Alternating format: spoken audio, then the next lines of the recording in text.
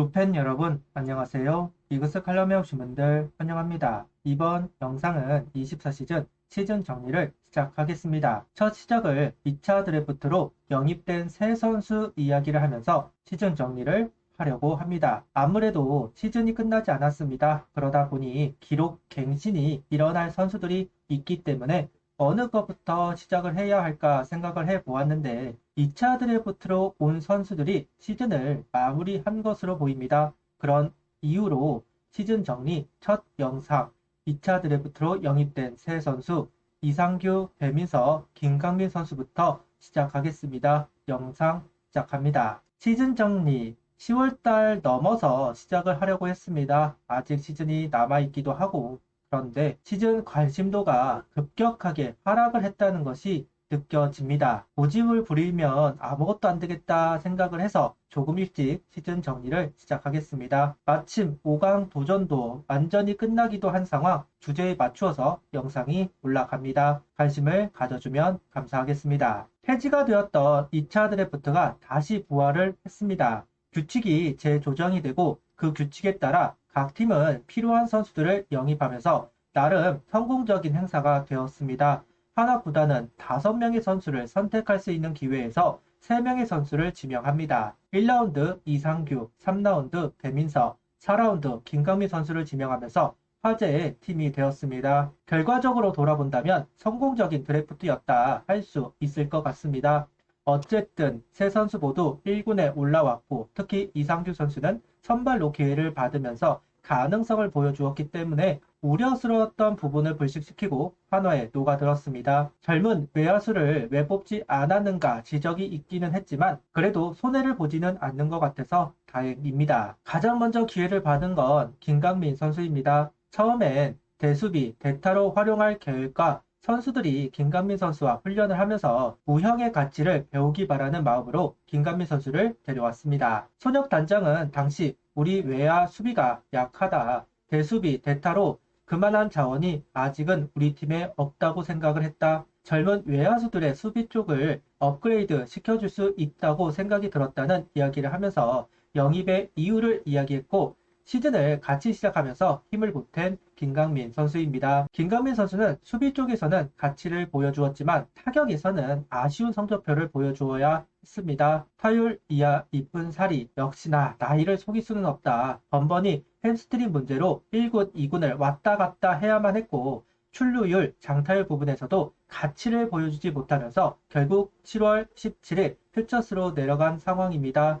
퓨처스에서 경기를 소화하지 않고 있습니다. 타격 부진도 부진이지만 다시 햄스트링에 문제가 있어서 내려간 만큼 재활을 하고 있다고 봐야 할 것 같습니다. 그리고 은퇴를 준비하고 있다고 할 수도 있겠죠. 데려올 때부터 플레잉 코치의 느낌이 있었던 것도 사실이고 길어야 2년 정도를 보았던 선수입니다. 이제는 외야수 자리에서 밀어줄 선수들이 등장하기 시작한 상황이라 김강민 선수의 의존도는 많이 떨어진 상황.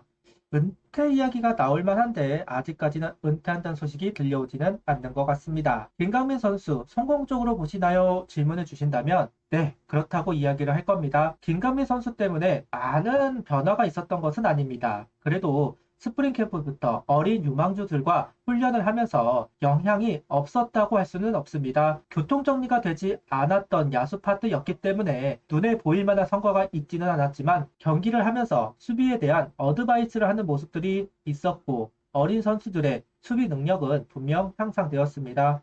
문제는 어드바이스를 받았던 임종찬, 최인호 선수들이 퓨처스로 내려가 버렸다는 점이 안타까울 뿐입니다. 최인호 선수는 수비 범위가 늘어난 건 분명합니다. 임종찬 선수는 중견수를 소화하기도 했습니다. 데려온 목적을 달성했기 때문에 영입 성공이라고 말하고 싶습니다. 김강민 선수 이후 배민서 선수가 1군에 콜업이 되었습니다. 구속이 나오는 사이드암 선수를 보강하고 싶어 했던 한화 구단입니다. 신인 드래프트에서는 구속이 받쳐주는 사이드암이 없다 보니 외면을 했었는데 2차 드래프트에서 배민서 선수가 시장에 나오자 외면하지 않았습니다. 당시 하나 구단은 사이드암 스타일로 좌타 상대 체인지업의 강점을 높게 평가했고 강재민 선수 공백기에 그 역할을 해줄 수 있는 선수로 판단했다는 코멘트를 합니다. 개인적으로 가장 기대했던 선수입니다. 김강민 선수는 나이로 인해 한계가 있죠. 이상규 선수는 무한투수, 특히 불펜이 많았기 때문에 희소한 유형이라고 볼 수 없습니다. 특히 강재민 선수 빈자리를 메워야 한다는 코멘트를 한 만큼 1군에서 뛰는 건 기정사실이 아닐까 생각을 했습니다만 기대를 충족시키지는 못했습니다. 퓨처스에서 10경기, 1군에서는 단 한 경기를 소화하고 시즌을 마무리할 것으로 보입니다. 눈 쪽 수술을 했다고 제가 들었습니다. 재활 기간이 생각보다 길어지면서 5월 19일 이후 등판을 하지 못한 배민서 선수입니다. 시즌을 시작하기 전에 저는 배민서 선수가 선발에 도전하면 좋겠다는 이야기를 했습니다. 실제로 퓨처스에서 선발로 등판을 한 배민서 선수입니다. 김경문 감독이 최근 인터뷰에서 옆구리 투수를 찾는 인터뷰를 했다. 엄상백 선수가 오는 것이 아니라면 퓨처스에서 선발로 등판을 했던 배민서 선수에게 기회가 주어질지도 모르겠습니다. 24시즌 아쉬움, 25시즌 자기 시즌을 만드는 배민서 선수가 되면 좋겠습니다. 배민서 선수의 영입 성공 여부는 일단 보류라고 해야 할 것 같습니다. 24시즌 한정을 보면 실패로 봐야겠지만 부상이 있기도 했고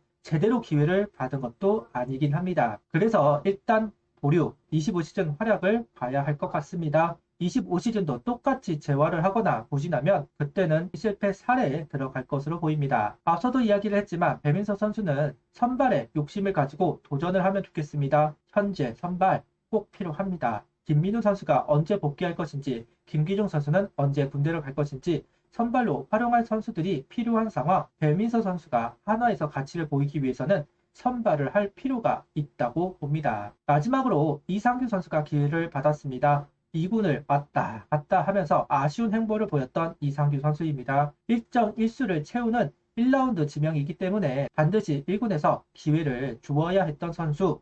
소력 단장은 시속 140km 중반의 구위를 가지고 있는 선수로 불펜 뎁스를 강화할 수 있을 것이라는 기대감으로 지명했다는 코멘트를 했습니다. LG에서 마무리 역할을 수행했기 때문에 초심을 던지면서 땅볼을 많이 유도할 수 있지 않을까 해서 쓰임이 있을 것이다 생각을 했었는데요. 아쉬웠습니다. 올 시즌 19게임, 선발은 3경기를 소화한 이상규 선수입니다. 성적 자체는 좋았다고 볼 수는 없습니다. 불펜으로도 선발으로도 성적만 본다면 낙제라고 할 수 있는 성적표입니다. 다만 선발 가능성을 충분히 보여준 이상규 선수입니다.